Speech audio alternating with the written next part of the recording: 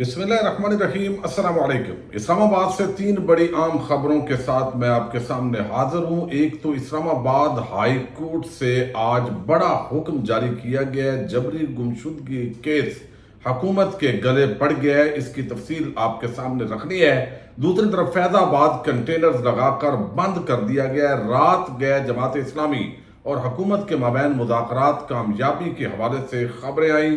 फिर बिजली महंगी हुई और उसके साथ ही जो नई अपडेट्स आ रही हैं वो भी आपके सामने रखनी है। और दूसरी तरफ जो आज रात को पाकिस्तानी चूंकि रात का वक्त था, अरशद नदीम ने जो आलमी रिकॉर्ड कायम किया है, अरशद नदीम के साथ पिछले कुछ अरसे में क्या होता रहा, किस तरह उसको वसाइल के अंदर कमी का सामना था, और साथ ही जो पंजाब हुकूमत है उसने किस तरह वादा खिलाफी की, ये चीज़ें भी आपके सामने रखने बड़ी ज़रूरी हैं। उम्मीद है वीडियो आप समाप्त करेंगे और अपने कीमती फीडबैक से ज़रूर आगाह करेंगे।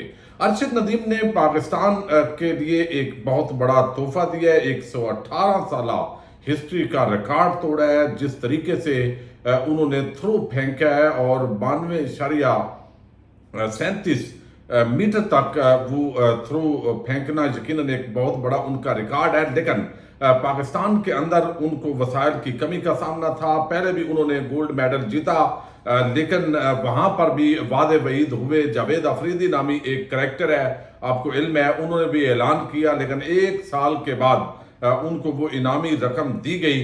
हुकूमत जो है वो पंजाब की हुकूमत वादा वईद करती रही कि मियाँ चन्नू के अंदर जो है वो हम ये फैसिलिटी देंगे, एकेडमी बनाएंगे, लेकिन ऐसा नहीं हुआ। पंजाब की निगरान हुकूमत ने अरशद शरीफ से वादा किया कि मियाँ चन्नू में एकेडमी बना देंगे, लेकिन मुकर गए।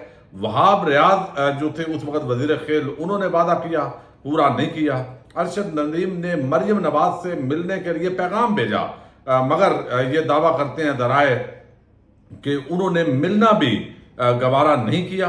मगर पंजाब हुकूमत ने लिफ्ट नहीं करवाई और वो एक जेवलन खरीदने के तरसता रहा, फिर भी गोल्ड मेडल जीता। इस पर उसको यकीनन जो है वो क्रेडिट जाता है। आज तो जब वजीर आजम हाउस के अंदर राना मशहूद कह रहे थे, शहबाज शरीफ साहब, वजीर आजम साहब, ये आपका विजन है, यानी अब सारे जो है वो उसके वाली भारत है। लेकिन वकार जका जो है उन्होंने एक मरतबा उनकी बहुत मदद की थी। उनके वालिदैन जब वो पहले एक गोल्ड मेडल जीता था तो इस दौरान एयरपोर्ट के अंदर भी जो है वो उनके वालिदैन को नहीं आने दिया गया था, बड़ी तजलील की गई थी। लेकिन वो जो रिटायर्ड जर्नैल साहब जो पिछले 20-24 साल से वहाँ पे ओलंपिक्स के अंदर जो है उनको चेयरमैनी दी हुई थी, वो वहाँ पे छाए रहे और सिर्फ मौज मस्ती के लिए सारे जो खेल है वो तबाह किए, बहुत सारा जो टैलेंट है वो तबाह किया। अब वो तबाह मजीद जो है वो कर रहे हैं। अब जब जहांगीर तरीन के जो बेटे हैं अली तरीन, मुल्तान सुल्तान, उनको ये क्रेडिट जरूर जाता है कि उन्होंने उसकी मुख्तलिफ मौके पे बड़ी मदद की अरशद नदीम की, और आज पाकिस्तान के नाम जो है उसने एक बड़ा रिकॉर्ड किया। कम अज कम वो 27 ऑफिशियल जो ओलंपिक्स के अंदर सरकारी खर्चे पे गए थे मुबैना तौर पर, तो कम अज कम उनका कुछ ना कुछ जो रख रखाव है वो अरशद नदीम ने कायम किया है। पाकिस्तान का एक नया हीरो बना है। और फिर 92 का जो हिंसा है वो भी बड़ा इस वक्त अहमियत अख्तियार कर गया है। 1992 के अंदर यानी 1992 में वर्ल्ड कप इमरान खान की क़यादत में जीता गया, और आज ये भी 92 मीटर का जो थ्रो है ये यकीनन याद रखा जाएगा। ये बहुत बड़ी जो है वो डेवलपमेंट है।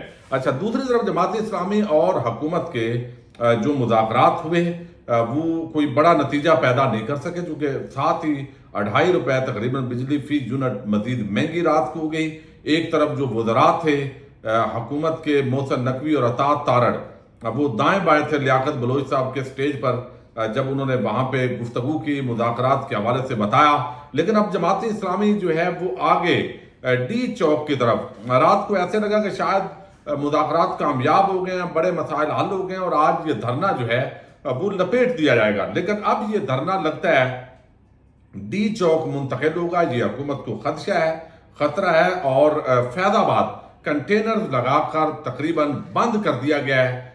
इस वक्त बहुत इंतजामिया मुतहरक है और शायद जमात इस्लामी के ये जो लोग हैं और आम पाकिस्तानी भी उनको सपोर्ट कर रहे हैं, तो ये एक नया जो तसादम है وہ بہرحال کسی بھی وقت جب آگے بڑھنے کی اناؤنسمنٹ ہوگی تو پھر جو ہے وہ مسئلہ پیدا ہو سکتا ہے. لیکن دوسری طرف جو جبری گمشدگیوں کے کیس ہیں ان کے اندر جو ہے وہ بہت اضافہ ہوا ہے. لیکن اس سے پہلے بتا دوں کہ تحریک انصاف کی طرف سے ایک درخواست دی گئی تھی جو مقامی لیڈرشپ ہے لاہور کی کہ 14 اگست کو مینار پاکستان پر جلسے کی اجازت دی جائے.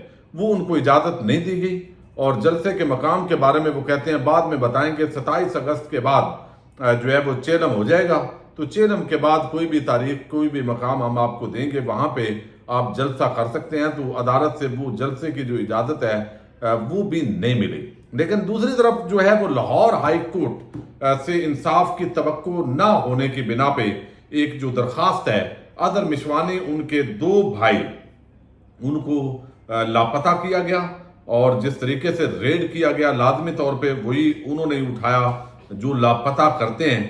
کل ہم نے دیکھا کہ امتیاز چودھری جو ہے ان کی ایک نئی گرفتاری کہ وہ جا رہے تھے اور نامعلوم لوگوں نے ان کو اغوا کیا تھا, یعنی انہی کے بندے تھے, یہ تاثر دیا گیا اور ملتان ایئرپورٹ سے وہ فرار ہو رہے تھے تو ہم نے ان کو پکڑ لیا ہے. تو اب ان کو بازیاب تو وہ ہو گئے ہیں, آج ان کے پروڈکشن آرڈرز بھی جاری ہیں, ممکنہ طور پر جو ہے وہ آج اسمبلی کے اندر پیش ہوں گے, یعنی وہ اجلاس کے اندر شرکت کریں گے تو اس کو دیکھیں گے. لیکن جو اظہر مشوانی ہیں ان کے جو بھائی ہیں وہ جبری طور پہ جو ہے وہ گمشدہ ہیں.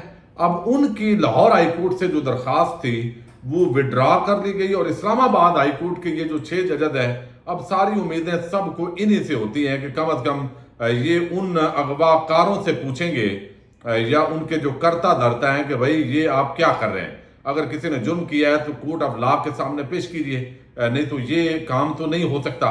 تو وہ اس کے اثرات بھی ہم نے دیکھے ہیں, جیسے محسن اختر کیانی ہوں, جیسے میاں گل حسن ہوں, جیسے جہانگیری ہوں یا دیگر ججز ہوں, عامر فاروق کے علاوہ تمام ججز تقریباً انصاف, آئین, قانون اور عوام کے ساتھ وہ کھڑے دکھائی دے رہے ہیں.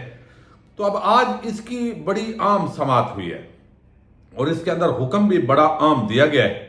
اب اس کے اندر کہا گیا ہے کہ ایک گھر کے 4 مرد ہیں, چاروں اٹھائے گئے. یہ ڈاکٹر بابر امان آج پیش ہوئے ہیں, انہوں نے دلائل دیے ہیں. اظہر مشوانی کی فیملی کے ساتھ جو کچھ ہوا وہ پاکستان کا خوفناک کیس ہے.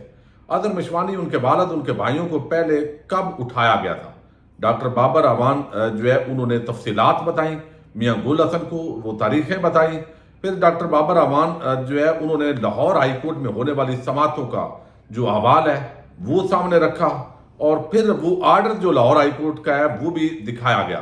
اب انہوں نے بتایا کہ ہائی کورٹ سے پٹیشن کیوں واپس لی ہے.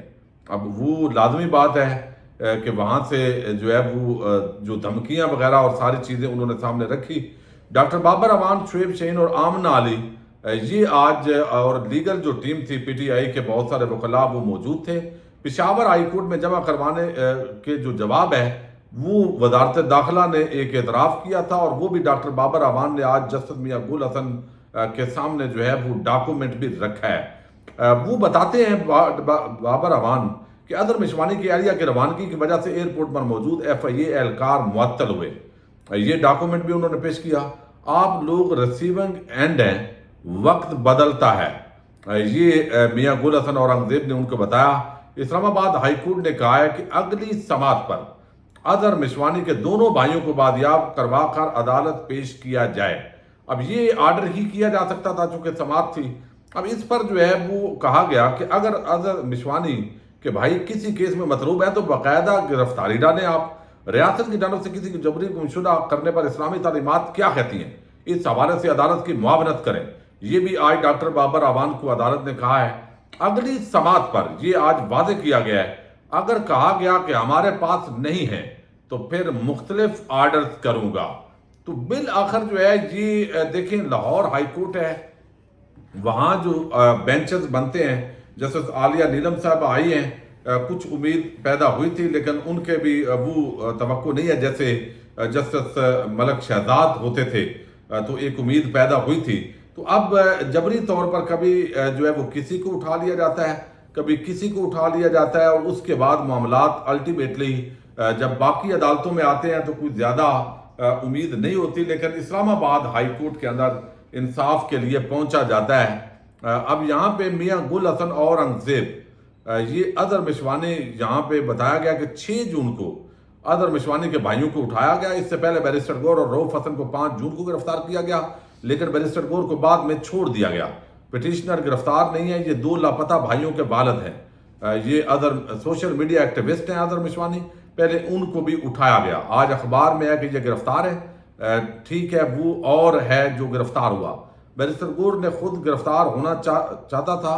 बैरिस्टर गौर को एक सितारा चाहिए था, उसकी अभी तक वो क्वालिफिकेशन नहीं हुई।